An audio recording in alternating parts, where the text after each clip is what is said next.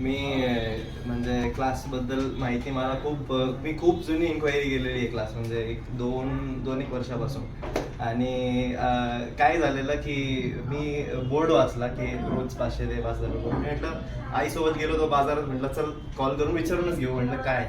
मग सरांनी सकाळी स्वतः सर होते आणि इतकी प्रॉपरली इन्फॉर्मेशन दिली की असं वाटलं नव्हतं की सांगायचं म्हणून कोणतरी सांगतंय म्हणून. मग ते बोलले, म्हटलं ठीक आहे म्हटलं.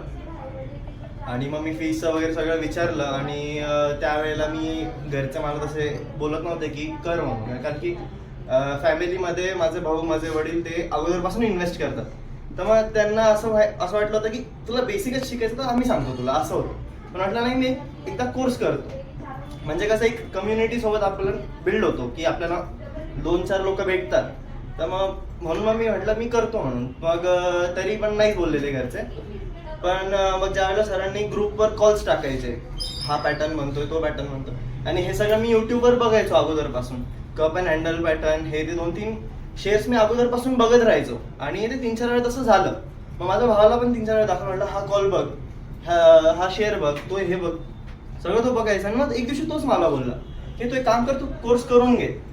आणि मग त्यावेळेला मला असं वाटलं नाही यार बरं झालं आता तरी हो बोलले, कारण कसं घरच्यांशी काही बोलल्याशिवाय मला काही दुसरं असं वेगळं करता नव्हतं. मग म्हटलं ठीक आहे आता मग करतो. मग मी माझा एक मित्र आहे हर्ष, त्यांचा कोर्स होऊन गेला, मला मध्ये मध्ये यायला जमलं नाही. तो आणि आम्ही दोघांनी मिळून मग कोर्स केला. आणि मला असं सुरुवातीला असं वाटायचं मला माहिती आहे, मला भरपूर गोष्टी माहिती आहे, असं मी फक्त यांच्यासोबत असं बसायला आलेलो आहे, मला सगळं काय माहिती आहे, एक असा याच्यात होतो.